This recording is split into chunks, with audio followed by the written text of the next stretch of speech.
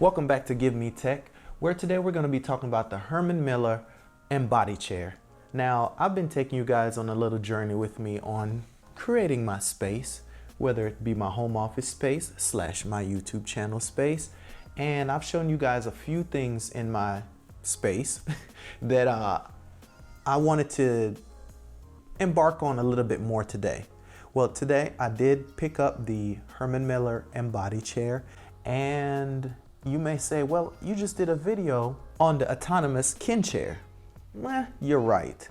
And like I said in that video, the Vert Ergo chair by Uplift Desk was actually a lot more of my speed as far as comfortability and functionality and adjustability. So I decided to just send the kin chair back because it just wasn't working for me. The armrest kind of made my elbows a little sore. The seating was a little bit too firm for me, even though that was a key factor of longevity, I guess. But from a 6-hour sitting session, it didn't feel that great as the Vert did. So I said, let me go ahead and, like I said in the other video, invest more into me, my zen, and making sure that I support my body, going forward in the future. So I took everybody's advice on YouTube and gave the Herman Miller Embody Chair a shot. Thus far, I've had it over 48 hours, give or take a couple of hours. So let's just round it off to 48 hours. And the first initial sit was like night and day. It reminded me of the Vert chair in a sense because of the cushion and the padding. I felt relaxed, not more so of I'm sitting down and I'm trying to see what the problems that I can find or the uncomfortabilities that I can find. I sat down and I woosah'd, and it made me feel like it took my mind off of sitting down. I know it sounds weird or pitchy as far as sales pitch, but I'm serious. I sat down and it was like, okay. It made me start thinking. I started relaxing in a deep thought of relaxation. And I immediately then realized why $1,600 wasn't that bad. It wasn't that bad. If this is what I'm going to be placing my body in and trusting my body in and embodying my body in, no pun intended, then I might as well invest in me. If nobody else will, it should be me first, right? It should be you as well. Again, this video is not sponsored at all. None of my videos are sponsored, actually, not yet. So what you're getting from me is the me honest opinion, okay?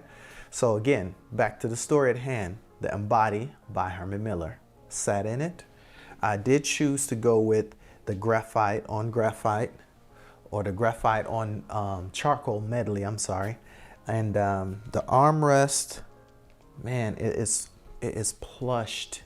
It is so plush. I see why now Herman Miller has been around for this long, because this chair feels like a lazy boy, but a posture, configurated lazy boy. Like my shoulders don't feel like they're drooping. They don't feel like they're, of course, you can adjust all that within the arms, which you'll see a lot in the B-rolls.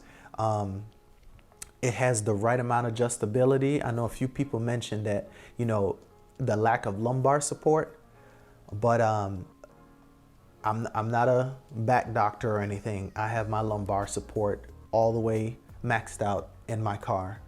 And it causes you to, when you go sit somewhere else that doesn't have it, your back just, it hunts for it, and it causes this slouch because that part's missing. So you're like pushing your lower back trying to support it, because like I said, in my car, it assists with me not doing that. So it forces me to sit up.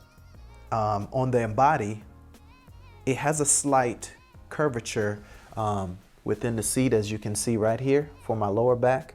You can adjust the back with this lever by turning it forward, clockwise or counterclockwise, to adjust that.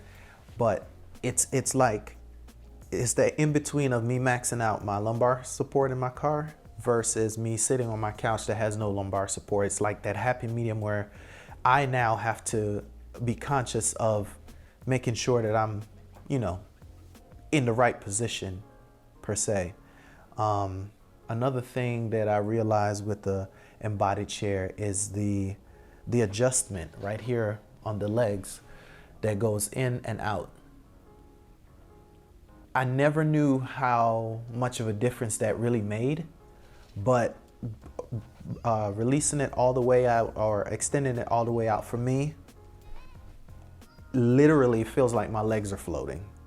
If I push it back, I can feel that bar underneath the middle of the back of my thigh.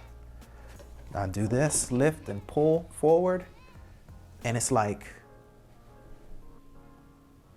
I'm relying on my feet laying flat versus my legs being pressed on the bottom of the chair, of the seating, or at the edge of the seating. So that was genius. The whole time I fought between spending that much money on a chair, but the more I realize, you know, from working from home now and doing this YouTube thing, that, you know, I need to not worry so much about aesthetics, but more so of protecting my body and my spinal cord and my shoulder and my posture. And when I tell you, just look at that. That alone is an eye catcher.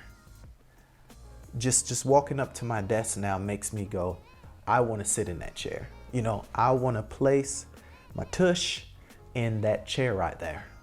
Now, remember one of the issues I had with the Kin chair was the arm sliding in and out. Now that, for me personally, I've never been a fan of your armrests going in and out, sliding. I just never understood what's the big deal. But again, others tried it, they've loved it. That's why there's so many options in the world for so many people in the world. Never been a big thing for me. The Vert chair didn't have it, never missed it.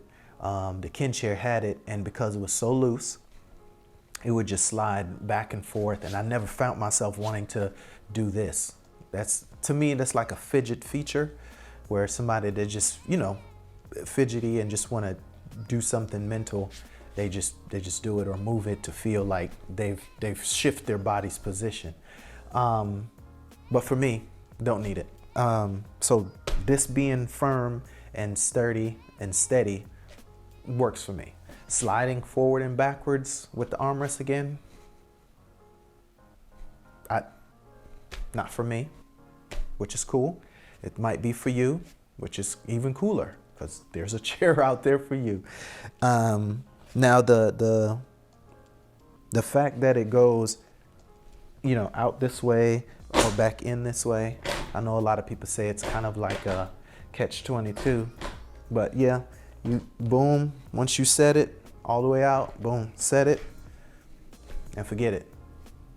I like the fact that it does come in, because there's those moments when you've been sitting for a while and you just want to kind of clench your body and, you know, get into your focus mode and do something like this or cross your legs, and you want that support for your arms being right there where you kind of clutch, and that feels good.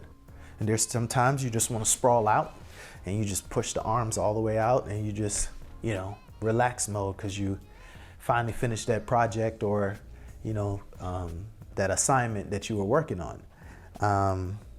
So I think that I didn't know that I would even consider, you know, opening up, shrinking it, but I've done it twice, and it's like, okay, for me that made sense and it helped. The adjustability on this chair, you know, I don't think for me that having too much option is a big deal. It's kind of like a car. You know, cars come now, even on base models. Let's use Hyundai for example. Hyundai, you know, everything is standard now. Do you need all that? No. Is it nice to have? Absolutely. So it's kind of that, with that same concept with these office chairs that I've been through 3 so far, or 4. First one was a little cheap when I got off Amazon, but this to me has what I need the most. Like I said, opening up to relax, bringing it in to kind of do my concentration, my little focus.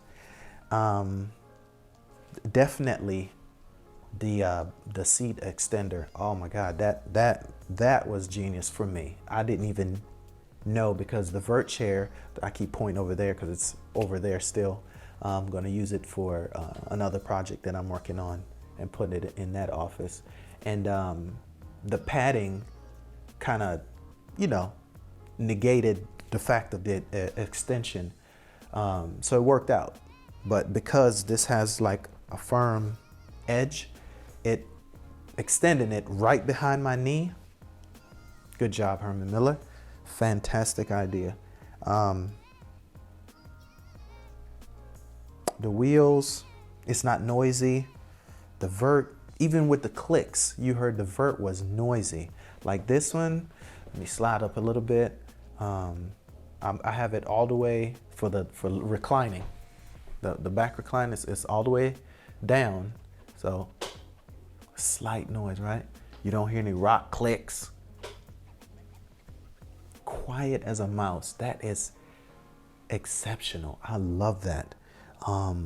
Even the hydraulics, it's like this, it's this soft, it's like air seats in a tractor trailer.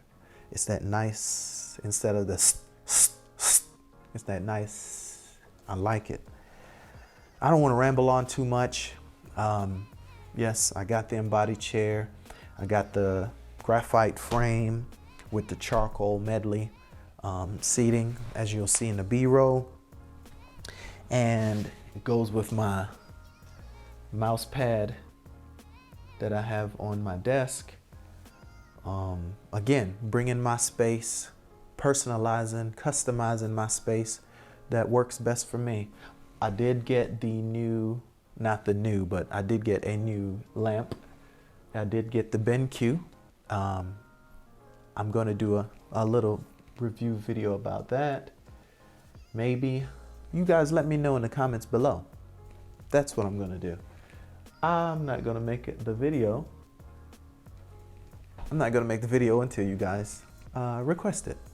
So if you want to learn more about what I feel about with the BenQ reading light lamp, just let me know. I'll give you my opinion on it, give you a nice little review about what I think about it. I can tell you now, spoiler alert, genius, I love it. But I won't get into too much detail just in case you guys ask me, you know, some particulars about it. I'll get into that. Back to the Herman Miller. You know me, I can ramble on. But my screen just went off, which is my cue. You know, whenever my screen goes off, that's technically my cue to end this video.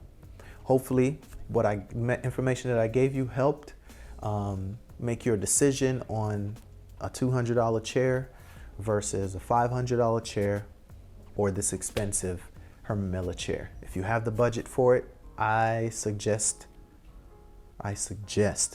you get the Herman Miller chair, because it truly craftsmanship. This is attention to detail. To me, the Herman Miller chair, this one is like the Apple of office chairs to me. I mean, the attention to detail, the fact that it came put together already. I mean, I didn't have to pick up a screwdriver. I did have to use a knife to open the box. But other than that, I didn't have to do anything. And you know, with the Kin chair, oh my God, it took me 45 minutes to put a 15-20 minute chair together. That was ridiculous. And the fact that this has a 12-year warranty, parts and replacement, again, when you know you have a great product, you can put an eternity of years on the warranty, because nothing's gonna pretty much happen to it unless we tear it up, of course, extensively. Again, hopefully you find this information good. I love the fact that it's recyclable. It's just a well-built, quiet chair. I know some people say they've heard creaks doing this. Not with my chair. Maybe eventually, but that's okay. It truly is. If it's still supporting my back, like I feel like it has so far, I mean, I'm not slouching anymore. It's crazy what what a chair can do. And I would expect it to do that at 1600. The model that I customized for myself because of the colors was the 1600 plus. And like I said, it came in, it told me it was going to be here in literally over a week, and it came in a few days. Now that is impressive.